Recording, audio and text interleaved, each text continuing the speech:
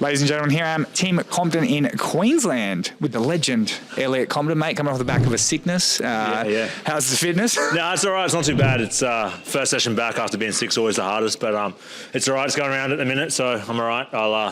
I'll bounce back by the end of the week. I'll be back to my usual way, so it's all good. Now, you keep teasing MMA fans in Australia. We think you're coming back, then you don't. Then, Yeah. like, what are you, Thai boxing now? What is going on? Mixed martial artist or not? No, it's not me, brother. It's the turn of events, Like last year, I had a bit of a rough year. We booked, I can't even remember how many fights we had booked that all got cancelled and different opponents and visa issues and weight issues with different people thinking it was at different divisions and all sorts of shit that went down. But at the end of the day, bro, it is what it is. I was keen to fight, and then obviously I fought in Dubai earlier this year. And for the record, Mitch Tinley, while you're out here stirring shit, I was actually booked to fight kickboxing before I booked to fight Stit. And so I literally signed the contract, and Cam called me and said, "Hey, do you want to fight Stit?" I said, "I do, but I've already just signed a fight 4 weeks before. So if you guys are cool with it, and Lachlan's cool with it, and we put it in the contract that everybody knows it's above board." And so that's what we did. And Lachlan was cool, man. He was accepting of it. And then, shit happened and things didn't go my way in Dubai and a whole list of things. But it is what it is, man. And here we are now. And, now I kind of see that he's in the same boat, which sucks too. So I hope he has a speedy recovery. I'm looking forward to seeing him fight Bates. And then hopefully sometime down the track, him and I can get it on too. Well, there's a bit of a injury there with Stit too. That fight obviously not going to go ahead. In terms of your career, I mean, we've seen you at listed as super lightweight. What is your weight class, and are you looking for a fight this year? Yeah, for sure. I'm talking to a few people at the moment, both here and abroad. I'm going to stay at welterweight for a while.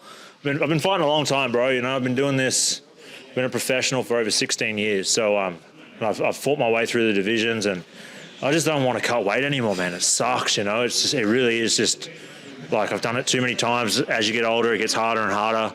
And I've got a family to think about too. I can't put my life on the line every time just to cut weight. I put my life on the line to fight. And unfortunately, the way that I fight definitely puts my life on the line every time I fight too. So I've got to be smart about what I'm doing. And I think welterweight's definitely the best division for me at the moment. So that's what we're aiming for, and we'll see where it goes. And finally, Team Compton. I mean, you guys look as close as ever and as booming as ever. I mean, you're getting guys now ready for the UFC. Is this the vision you guys saw when you first started, and are you proud of where it's at now? Oh, 100%. We're proud of where it's at, man. It's definitely it is the vision and it isn't the vision at the same time. It's it's hard to explain, but we never really got into this game to build the team that we have today. It happened organically, which is why I think it's so special. We just kind of started as me and my dad and a few others, and then we trained at different gyms, and then eventually a few other guys came across, and then before we knew it, kind of built this team, and then we moved to a bigger place, and then now we've got some of the best guys in the country, if not the world, on the mats with us every single day. But it happened through just being like-minded with the same kind of people, and having a chat and cross training, and then before you knew it, here we are now with a team of 20-something studs that can go all the way if they choose to. You know what I mean? So I'm definitely super proud of the hard work that we've all put in.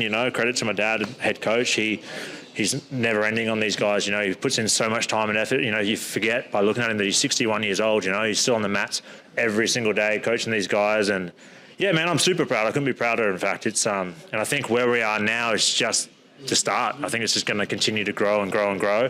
We'll face setbacks as any team does, but we'll overcome them together, and we'll just keep building and keep climbing.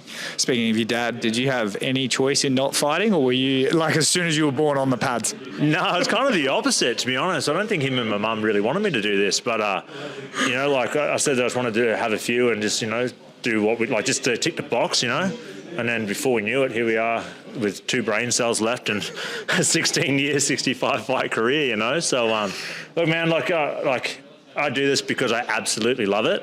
It was never forced on me, even as a kid. I trained because from the moment I could walk, I've just been obsessed with this shit, and that's probably why I'm still fighting now. Most guys tend to hang up the gloves after 8 to 10 years, and I'm still chasing it every single day. When I'm not sick, even when I am sick, I'm still in the gym every single day, and I'm on the mats. But I've got to fight or not. I put a thing on my Instagram the other day saying about I've never taken a break from this sport, even with all the trials and tribulations that I've had of not being able to get fights and the layoff that I had when I was with One Championship and everything else. I still train twice a day minimum every single day of my life. And you can only do that if you're super passionate about what you do. And I love what I do absolutely to the bottom of my core. You know, it's what I live for. And the dreaded question that you probably get asked all the time because of your age, but how long is left? Man, I feel like I got a long time left, you know. I'm also aware of Father of Time will get you in the end, you know. So I'm just kind of taking it year by year at the moment. And just, I think when it gets to a point where I feel like I can't compete, then that's when I'll hang them up, you know, or I'll listen to the people around me. I've got, you know, obviously my dad and my wife and my mum and everyone else around me, a good team that will say, hey, man, it's time is time, you know. I've got people that will protect my health and my best interest. But at the moment, I'm still going strong, you know. Like I had a setback in Dubai, but, you know, shit happens and we'll climb back on top and get a few wins up this year and see what happens next year. Awesome, mate. Thank you for having me down. Awesome. Thanks for having me. Thanks, guys. Awesome.